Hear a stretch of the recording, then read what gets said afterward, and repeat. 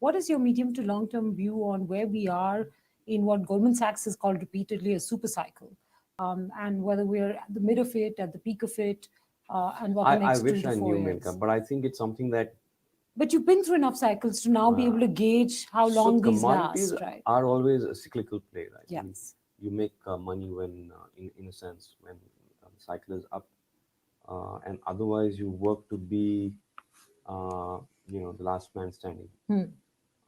which is true for all of our businesses. Yeah. You just have had these, interest rate hikes in the last 5 weeks. One has to see the impact of that. Obviously, it'll affect commodity prices. Um, so there's a huge macroeconomic layer to it, which one has to really see how it plays out. Very difficult to take a call on commodity prices in the medium to long run. I don't know if anyone can do that because there's just so much of flux happening just now.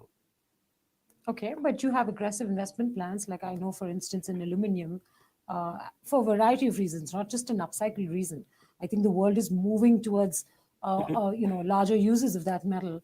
But you have an over $2 billion investment plan there, and for a variety of your different Yeah, I think businesses. that's a So, very good question. I think that's to do with the time horizon of our investment.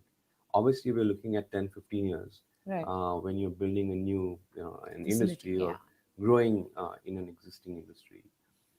We are actually looking at multi-decadal sectoral trends when we make an investment. And therefore, to some extent, what's happening on the top is a little bit like frogs.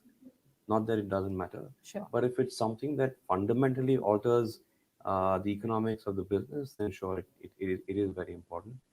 But I think business needs to look beyond that.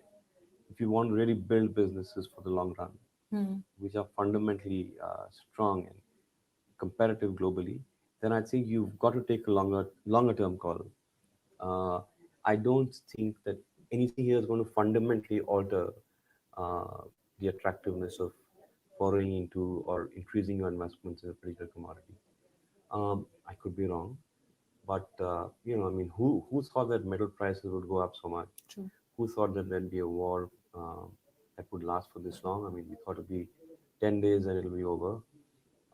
Who thought that 75% of the provinces, in terms of their contribution to China's GDP, would be shut for so long? I mean, Yeah. it's incredible. 300% rise in the global freight index. So it's thrown business out of gear. But you have safety nets that you've got to build for yourself. And like I said, it's about taking a longer term view of business. Of course, there's always disruptions. We've seen it in the past. This is perhaps much more significant than anything we've seen, at least in the last 2 decades. So, I mean, one can go into a freeze mode and say we'll wait and watch. I think the fact that we hardly have any debt in our businesses Right. helps. It gives us that much more of firepower and that much more of headroom to grow. We are really not impacted by interest rates going up because the debt we carry on our books is so sort of manageable. As a group, our debt to EBITDA today is less than one, which is uh, very strong. So I guess it's more about taking a longer term bet, but very difficult to say how it actually move.